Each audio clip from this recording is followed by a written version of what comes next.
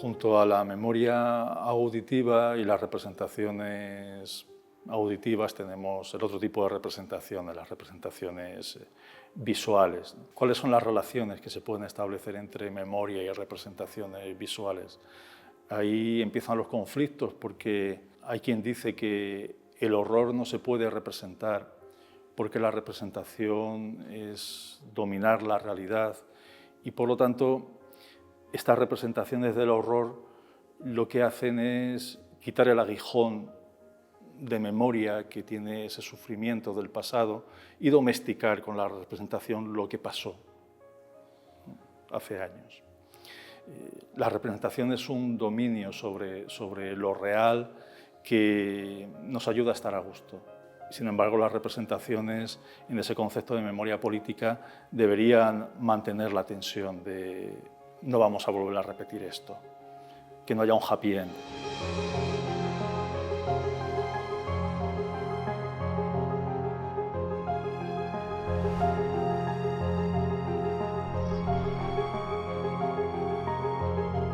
La infancia se suele considerar como el periodo comprendido entre el nacimiento y la transición para convertirse en adulto.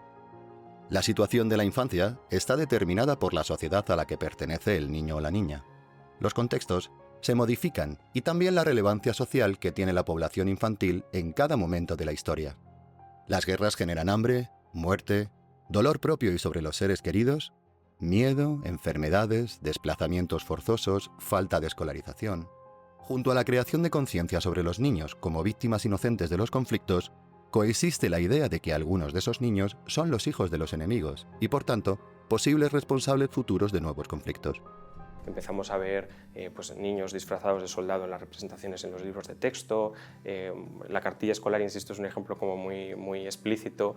Se contaba con ejemplos de balas. Todas las ilustraciones, todas las representaciones eran en clave bélica. Y eso, pues, en función de la zona donde se estuviera y cómo avanzase el conflicto, pues se imponían un modelo u otro, pero ya te digo que de una forma mucho más cruda y mucho más vinculada al lenguaje bélico que en los años anteriores. Tenemos fotografías de niños desfilando por la Gran Vía de Madrid que llevan un fusil de madera al hombro y cantando la Internacional. Y al contrario, niños de la zona nacional levantando el puño y cantando también himnos fascistas. Eso se ha hecho en todas las épocas. E incluso tenemos manuales escolares. Los manuales escolares de la época te dicen mucho de cómo pensaban los políticos de esa época. Tenemos representaciones, incluso alguna ilustración en la cual se ven niños luchando con soldados españoles o civiles españoles que eran ostensiblemente mucho más grandes que ellos, pero que tenían que luchar contra ellos porque ante todo estaba defender a su patria, sus ideas, incluso fuera de España. Algunos libros que se titulan Libro de las Madres y pretendían dar unas nociones a las mismas para que educaran a sus hijos en los valores patrios. Es decir, empiezan más o menos diciendo ese bebé que tú tienes en los brazos pues puede terminar siendo un enemigo de la patria o un patriota y todo eso va a depender de ti.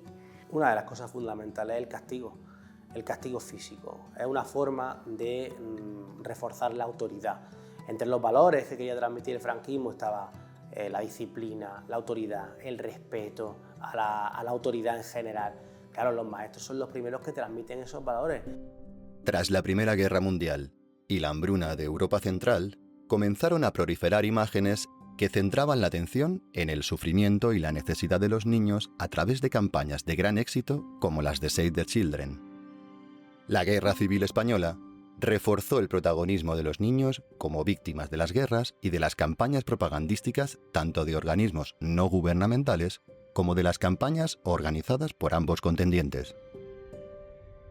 La imagen de los niños sufriendo se convirtió en un elemento principal de la imaginería humanitaria contemporánea a través de la cual quedó establecida la iconografía de la infancia basada en la inocencia. Finalizada la Segunda Guerra Mundial, el proceso de reconstrucción y rehabilitación, bajo el paraguas de la UNRWA, se concentró en facilitar ayuda a la población civil. El derramamiento de sangre de las guerras europeas convirtió a los niños en el principal objeto en el que proyectar la esperanza de toda Europa, por lo que se multiplicaron las miradas sobre la infancia, tanto en su defensa como en su reeducación en la posguerra. Se estableció un consenso por el cual deberían ser educados para convertirse en futuros ciudadanos responsables. Durante las primeras décadas del siglo XX lo que vemos es una situación de extrema delicadeza y de vulnerabilidad de la infancia. Principalmente venía determinada por los altos índices de analfabetismo que existían en España y que venían determinados en parte por la falta de confianza o por la falta de creencia en la educación por parte de las familias, ¿no? Que no creían que la educación les fuera a facilitar o les fuera a proporcionar necesariamente un futuro profesional muy esperanzador. En muchos casos no se incorporan a la escuela, a pesar de que el franquismo hace de la escuela un pilar de su labor de nacionalización de la población y adoctrinamiento político. En muchas ocasiones lo que priorizan es la vida, ¿no? La vida de su familia, el intentar ganar un sustento, y no solo hablamos de comunidades que pudieran ser marginales, como por ejemplo el pueblo gitano, sino de cualquier tipo de personas en aquellos momentos en áreas rurales. Claro, esto da como resultado unos altos también índices de absentismo escolar. Esto es, las familias no llevan a sus hijos a la escuela y optan por llevarles a trabajar con ellos, sobre todo en las zonas más rurales, en las cuales pues, había que hacer recolección, vendimia o cualquier tipo de actividad, sobre todo del sector primario, en la cual pues, la mano de obra era más necesaria. Y bueno, pues esto vamos a ver cómo va a condicionar la vida de las escuelas, ¿no? Los calendarios escolares se modificaban en determinadas zonas, insisto, sobre todo en zonas rurales, en las cuales bueno, pues se planificaba el curso teniendo en cuenta pues, este tipo de actividades externas a la escuela, pero que influían en ella directamente. La situación del país tras la guerra es devastadora, en el sentido de que se han perdido cosechas, se ha perdido fábricas, se ha perdido mucho capital humano, ya no solo las pérdidas humanas como tales, sino el capital humano en cuanto a las propias labores, ¿no?, que existen.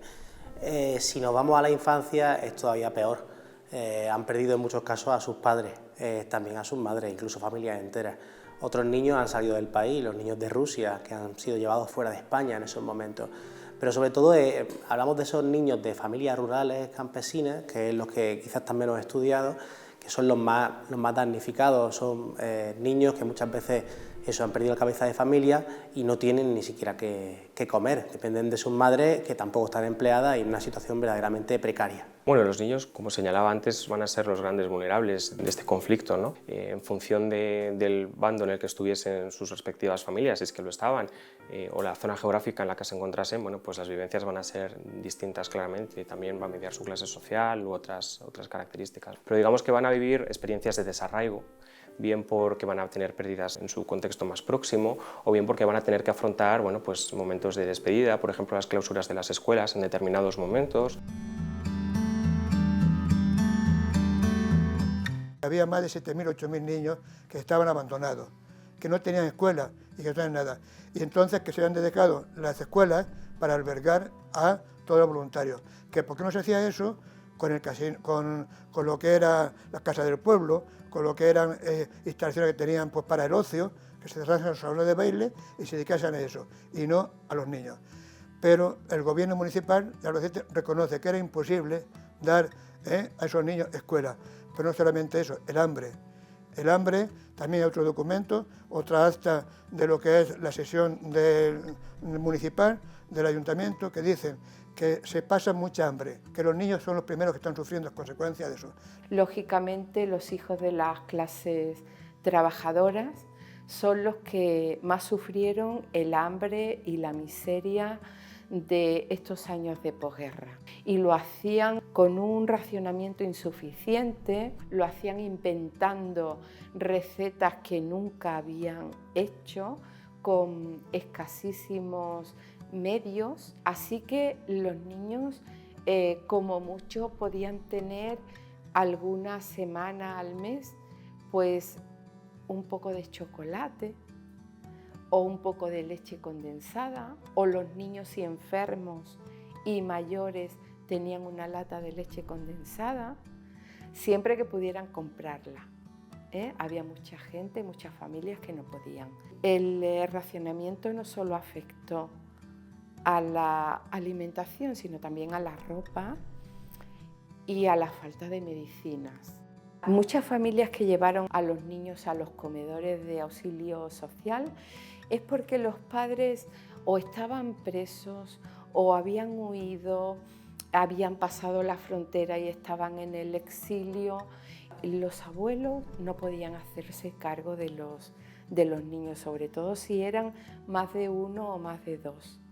Y así que los tenían que poner en el escalón del comedor y ellos mismos entraban, se sentaban, cantaban sus canciones o himnos y luego pues comían y rezaban y por lo menos habían comido una vez. Y esa pues a veces era la única salida. Hay un interés por parte del franquismo de que la esfera pública, por llamarla de algún modo en aquellos momentos, en la calle, se convierta en un lugar con cierto decoro, una moralidad más o menos afín a ese régimen nacional católico que se impone.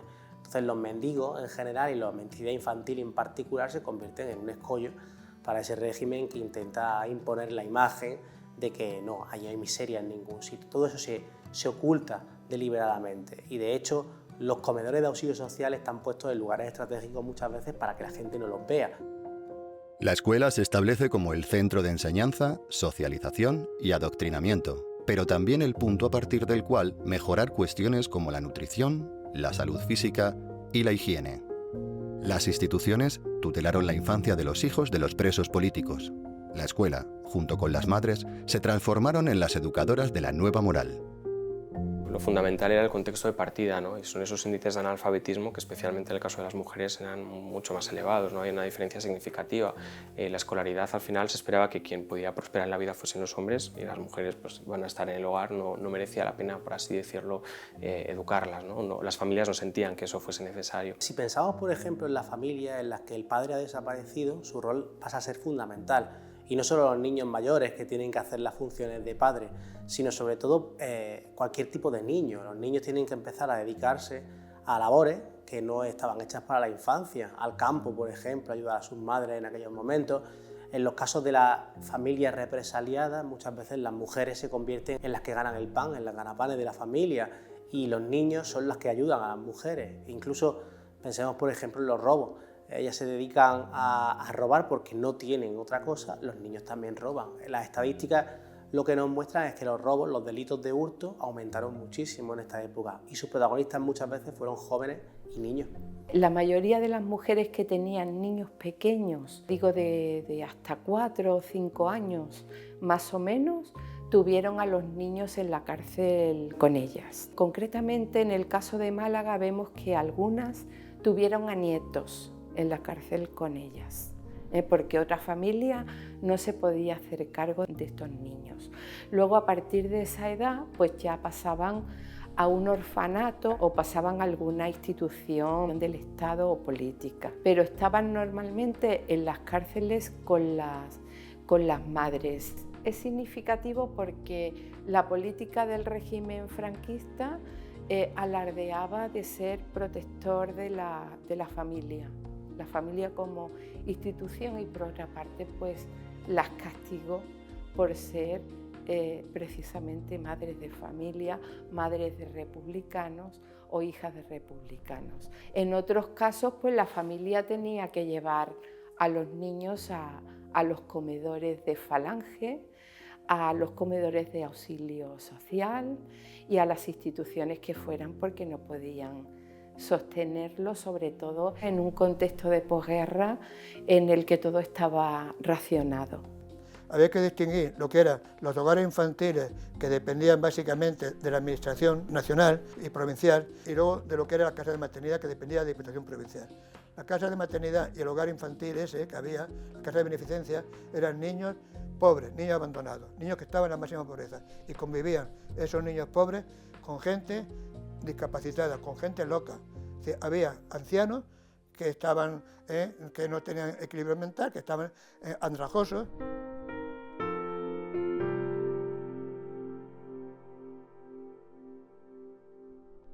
En la propia Constitución de 1931 se recoge la adhesión de la República a la Declaración de Ginebra, que años antes ya había establecido pues una especie de derechos de los niños, de la responsabilidad que tenían los adultos con los niños, y esa protección de la infancia yo creo que sensibilizó mucho más la acción educativa hacia la infancia. Dentro de ese proceso de renacionalización, una parte fundamental es la reespañolización de hombres y mujeres, de manera muy diferenciada. porque el régimen considera que eso ha sido trastocado durante la Segunda República con ciertas leyes, como la ley del divorcio, el permiso de, bueno, el voto femenino, etcétera, y es el momento de que las mujeres retornen al hogar. Claro, ese modelo femenino de española, ¿no?, que se quiere inculcar, parte de la infancia. O sea, a las mujeres pues, se les enseña a bordar, a ser buenas madres, a coser, a cocinar, a todas esas cuestiones que persiguen un objetivo, que es convertirlas en un ángel del hogar, que esté siempre dentro de su casa, por supuesto, y que provea de niños y de niñas a la patria, porque al fin y al cabo la mujer va a ser luego la educadora de los niños, va a ser la que en los primeros momentos de la infancia eduque al niño antes de llegar a la escuela. Se le explica a las madres cómo deben educar a esos niños, ¿no?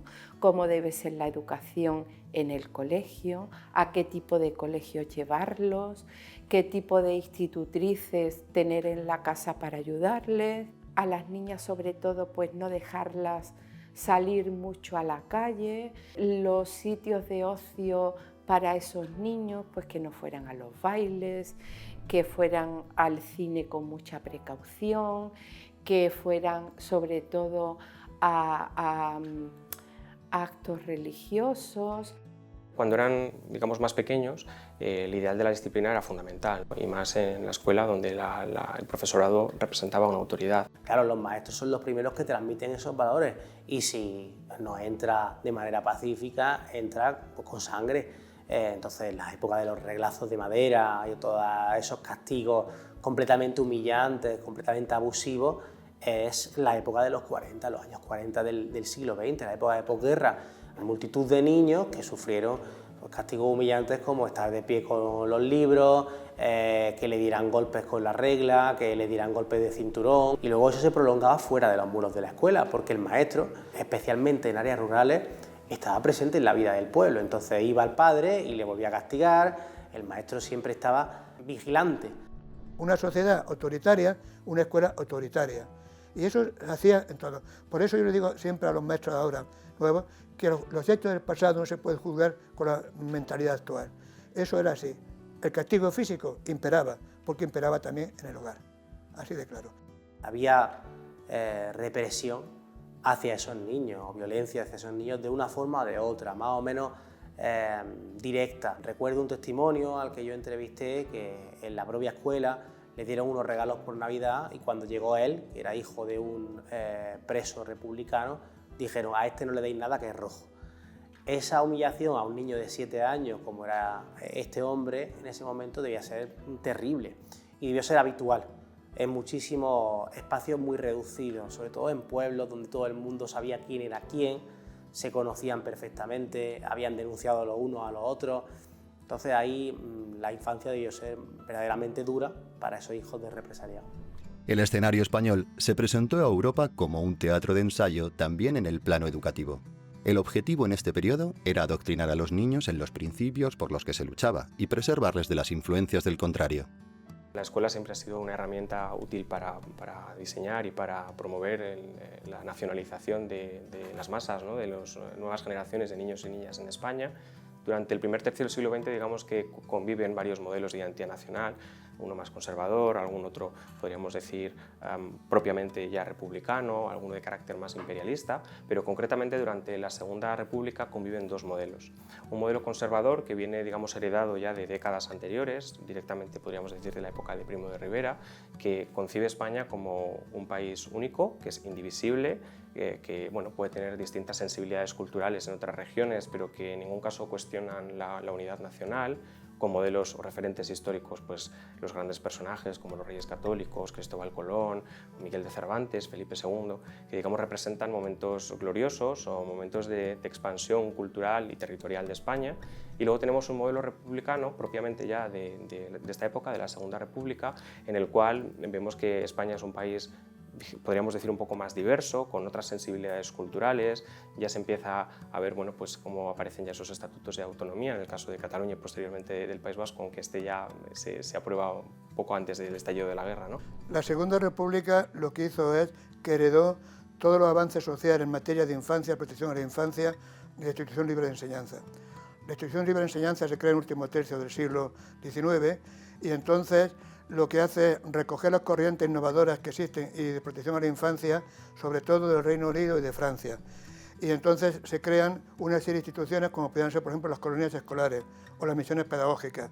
Las misiones pedagógicas lo que pretendía era incorporar las innovaciones que había en otros lugares a la escuela. Pero sí que se empiezan a ver ya pues, como esas sensibilidades culturales empiezan a florecer, los modelos y referentes históricos bueno, siguen siendo un poco en ocasiones los mismos, pero también vemos ya referentes culturales, vemos ya cómo se amplía un poco el abanico de referentes para los niños y para las niñas. Entonces había que explicar qué era eso de una república, cómo podrían participar ellos en la república, qué derechos, qué libertades, qué obligaciones iban a tener dentro de ese proyecto, cómo había llegado también la república a España y en qué consistía, ¿no? Y luego las colonias escolares lo que hacen es que para la Segunda República y la Institución Libre de Enseñanza era básico cuidar de la salud y la higiene de los niños. Niños que vivían hacinados en viviendas de los suburbios de las grandes ciudades como Madrid, Barcelona y el País Vasco, que era donde empiezan las grandes industrias, pues estaban obligados a tener un montón de enfermedades. Lo que hace la Segunda República es que establece las colonias escolares en donde niños, por ejemplo, de las ciudades grandes como Madrid, como Barcelona, como Valencia, visitan por primera vez el campo, la montaña y sobre todo la playa, porque iba dirigido no a los niños del campo, a los campesinos, porque esos niños estaban en contacto con la naturaleza y no necesitaban el sol, no necesitaban el aire libre.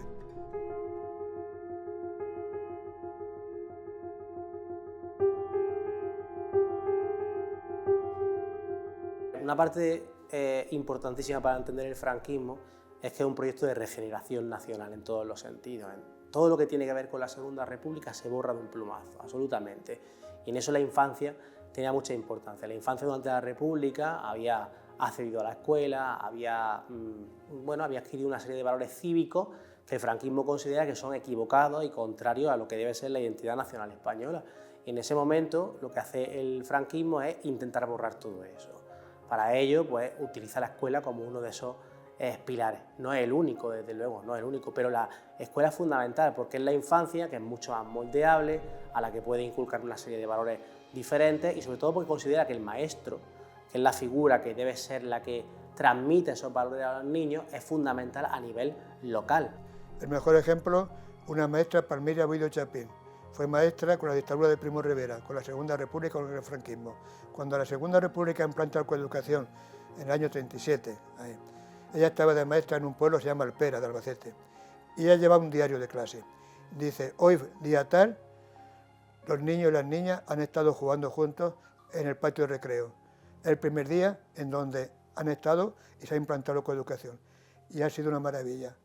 Niños y niñas han disfrutado unos de otros. Se implantó, o sea, se experimentó un cambio tremendo, de ver que niños y niñas son iguales desde el nacimiento y que hay que educarlos en igualdad. Y eso fue muy básico.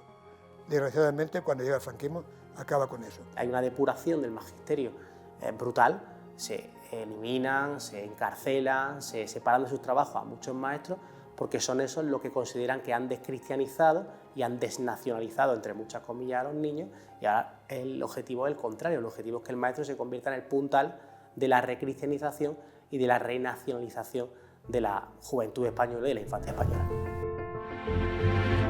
Aunque la Guerra Civil Española se suele inscribir como un conflicto doméstico, historiadores como Ángela Cenarro o Enzo Traverso señalan que la Guerra Civil trató de resolver por las armas un conflicto presente en todas las sociedades europeas. Esta realidad no solo fue vivida en España, sino que se percibía en el contexto europeo una agitación social que respondía a un enfrentamiento directo entre dos posturas contrarias de entender el mundo, la realidad y al hombre. Tenemos el ejemplo de la Alemania nazi o la Italia fascista de Mussolini, que digamos que bueno, pues van a emplear recursos humanos y recursos económicos, esfuerzos económicos digamos elevados en participar para apoyar al bando sublevado, ¿no? Al bando franquista. Vamos a ver cómo precisamente, claro, ese esfuerzo económico y ese esfuerzo logístico que van a hacer, de alguna forma, entre comillas, diríamos que tenían que rentabilizarlo de alguna manera, ¿no? En forma de propaganda dentro de sus propios países. Vamos a ver que la Guerra Civil Española, por ejemplo, prácticamente desde al poco de empezar, empieza ya a ocupar páginas de libros de texto en Italia. empezamos a ver cómo se empieza a hablar de la guerra de España, de la guerra de España, contando bueno, pues los principales hitos, batallas en los cuales estaban participando los italianos directamente, ¿no? La escuela fascista en Italia, por ejemplo, la escuela alemana, con diferentes salvedades y con la intensidad que hubo en el nazismo, que fue mucho mayor, también trataron de inculcar una visión completamente diferenciada del pasado nacional a los niños, trataron de nacionalizar, en buena medida lo consiguieron. Yo creo que en el caso del nazismo lo consiguió de una manera bastante exitosa respecto, por ejemplo, al franquismo. Entonces las similitudes eran muchísimas, entre otras cosas porque el franquismo no inventa nada nuevo. Eran las políticas de siempre, eran el hacer cruz y raya sobre las políticas de la Segunda República, y se impone una nueva normativa y también una nueva cultura para las mujeres. Las necesidades de seguridad, refugio, comida, educación y cuidados médicos dominan la discusión sobre las experiencias de los niños en conflictos y les posiciona como seres pasivos. Estas narrativas oscurecen y homogeneizan la complejidad de las vivencias de los niños en las guerras. La memoria se ve relegada al olvido si no hay una representación de por medio.